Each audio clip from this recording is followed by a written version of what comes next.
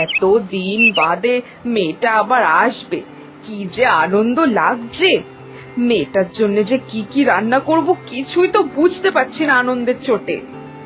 কতগুলো বছর হয়ে গেল মেয়েটাকে দেখিনি। সেই কোন ছোটবেলায় আমার বনিটাকে ওর বাবা পড়াশোনার জন্য বিদেশে পাঠালো, সেই আবার কত বছর পরে আমার বনিটা আমার কাছে আবার আসছে। এইবারও আমার কাছে আসলে আমি আর ওকে কখনো যেতে দেব না। এ বাবা, এইসব ভাবতে ভাবতে তো কত বেলা করে দিলাম। এই রে, যাই এখন এখন গিয়ে পুকুরটা থেকে এক কলসি জল নিয়ে আসি। কালকে যখন মেয়েটা আসবে অনেক রান্না বান্না থাকবে, তখন আর জল আনতে যাওয়ার সময় পাবো না। এখনই বরং বেরিয়ে পড়ি। হ্যাঁ গো বনির মা, এই অবেলায় তুমি কলসি নিয়ে পুকুর ঘাটে যে? তুমি তো এই সময় পুকুর ঘাটে আসো না, তাহলে হঠাৎ আজ কি হলো গো তোমার?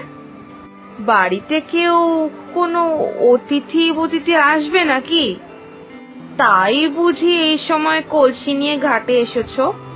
সত্যি বনির মা, তুমি যে আর বদলালে না গো। তোমার মেয়ে বিদেশে থাকে, সে বিদেশে পড়াশোনা করে, আর তুমি তার মা হয়ে কিনা এই পুকুর ঘাট থেকে জল নিতে আসো? কি আক্কেল গো তোমার! তোমার মেয়ে যদি জানতে পারে যে তুমি এখনো এসে পুকুর থেকে জল নিতে আসো, তাহলে ও কি ভাববে বলো তো? আর তাছাড়াও তোমার বাড়িতে তো চাপ কলের ব্যবস্থাও আছে, তাও তুমি পুকুরে জল নিতে আসো কেন? বুঝি না বাপু, এই বয়সে তো এত পরিশ্রম না করলেও পারো নাকি? আরে লতাদি, তোমাকে আর কি বলি বলো তো? তুমি শুধু শুধুই আমাকে বকাবকি করছো। আমার মেয়ে বিদেশে থাকে, তাতে কি হয়েছে শুনি? তাই বলে কি আমি পুকুর ঘাটে জল নিতেও আসতে পারবো না নাকি? আরে দিদি, ও আসবে বলেই তো আমি আরো পুকুর ঘাটে জল নিতে আসলাম। তুমি যে বলছো বাড়ির চাপ কলের কথা, ওই চাপ কলের জল আমার বনি ছোটবেলা থেকেই একদম খেতে চাইতো না। ও তো ওই পুকুরের জল ছাড়া খেতেই চাইতো না।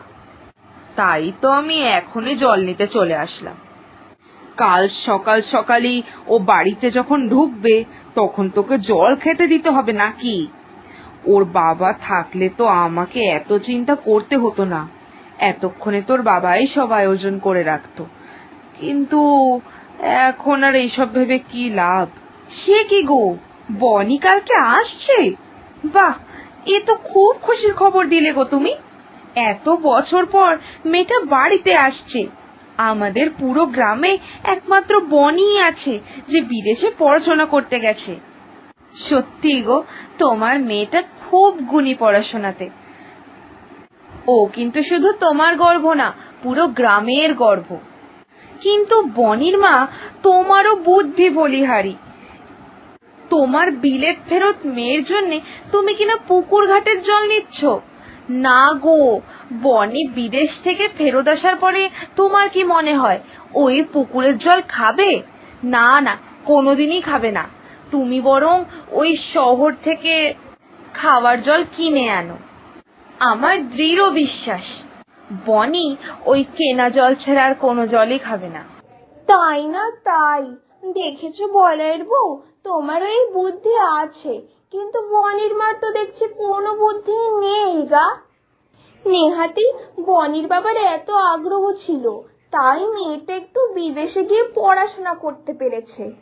তা না হলে ওর মায়ের যা অবস্থা দেখছি, ওর মা তো গ্রামের পাঠশালা পর্যন্তই মেয়েকে পড়াতো। যাক গে যাক, শোনো বনির মা, তোমার মেয়ে কটা দিনের জন্যই আসছে, ওকে একটু ভালো করে আপ্যায়ন করো। পুকুরের জল আর তোমার মেয়ের জন্য নিয়ে কাজ নেই বাপু, তুমি বরং সত্যি শহর থেকে খাবারের জল কিনে আনার ব্যবস্থা করো। আর ওর জন্য কাল কি কি রান্না করবে শুনি? তোমরা যে এসব কি বলছো, আমি তো কিছুই বুঝতে পারছি না। তোমরা যে আমাকে শহর থেকে জল কিনে আনার ব্যবস্থা করতে বলছো, তাহলে আমি বনির জন্য যা যা রান্না করব ভাবছি, সেটা শুনলে তোমরা আবার বকাবকি করবে না তো? আসলে কি বলো তো, বনি মেয়েটা এত বছর পর আসছে তো, তাই আমি ওর জন্য সবকিছুই ওর পছন্দেই করতে চাইছি। তাই জন্যই তো এই পুকুর থেকে জল নিতে আসলাম, আর রান্না বান্না ওর পছন্দ মতোই করব। লতি দিয়ে চিংড়ি, ঝিঙে পোস্ত, লাউ পাতার বড়া, চুনো মাছের ঝাল, আবার কচুর শাক, এই রান্নাগুলো আমার বনির খুব পছন্দ ছিল গো। বিদেশে তো নিশ্চয়ই এসব খাওয়ার সুযোগ পাইনি। আমি আজকে সন্ধেবেলাতেই বাজারে গিয়ে সব কিনে নিয়ে আসবো। হয়েছে হয়েছে, তোমার মেয়ে আর তোমার কাছে একদিনও থাকতে চাইবে না বাপু। তুমি মেয়েকে এইসব খাওয়াবে ভেবেছো? কি সর্বনাশী কথা রে বাবা। যেই মেয়ে এতদিন বিদেশে থেকে বড় হলো, সে এখন এইসব খাবে ভেবেছো? এটা তুমি ভাবলেই বা কি করে? তোমার তো দেখছি শুধু বয়সটাই হয়েছে, বুদ্ধি শুদ্ধি এখনো কিচ্ছুই হয়নি। তুমি যদি চাও যে তোমার মেয়ে অন্তত 2টো দিন তোমার কাছে থাকুক, তাহলে আমি যা বলছি সেটাই শোনো। আর তোমার এসব গ্রাম্য রান্না ছেড়ে একটু বিদেশি রান্না করো, বুঝেছো? হ্যাঁ, বিদেশিরা তো আমাদের মতো এসব কচু শাক, লতি এসব খায় না গো। ওরা তো তেল মশলাও খায় না, ওরা একদম অন্যরকম খাবার খায়, একদম অন্যরকম। আর তোমার মেয়েও এতদিনে বিদেশি হয়ে গেছে বললেই চলে, তাই ওকেও ওইসব বিদেশি রান্নাই খাওয়াও, বুঝলে? আমি তো শুনেছি বিদেশিরা নাকি কি সব সবজি মবজি সিদ্ধ করে ওর মধ্যে নানা রকমের সস মস দিয়ে একদম জুত করে খায়।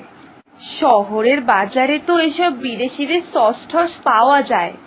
তুমি এক কাজ করো, তুমি বিকেল বিকেলই বেরিয়ে পড়ে শহর থেকে সব বাজার করে নিয়ে আসো।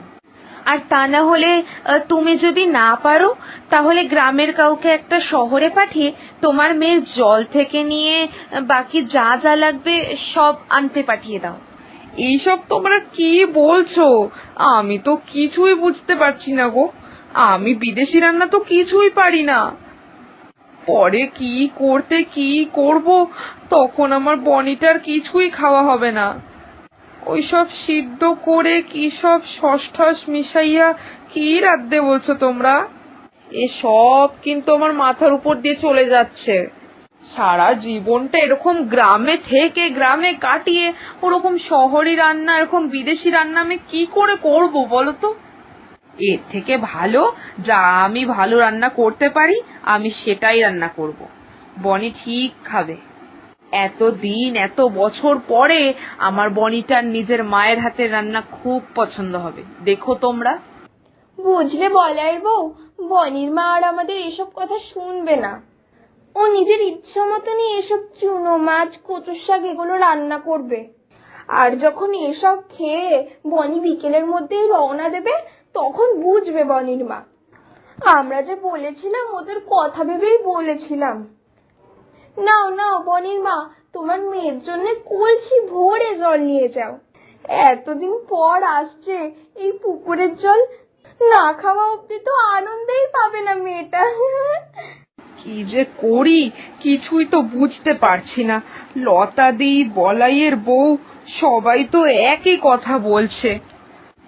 তাহলে কি বনি সত্যি আমার হাতের খাবার রান্না আর পছন্দ করবে না? ওকে সত্যি তাহলে বিদেশি রান্নাই খেতে চাইবে?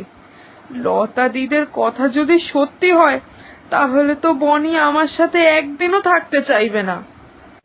না না না না, আমার মেয়ে এতদিন বাদে আসছে, ও ওকে আমি কিছুতেই আর দূরে যেতে দেব না। প্রয়োজনে আমি বিদেশি রান্নাই করব, হ্যাঁ, কিন্তু তাও আমার বনি যাতে আমার সাথেই থাকে আমি তার ব্যবস্থাই করব।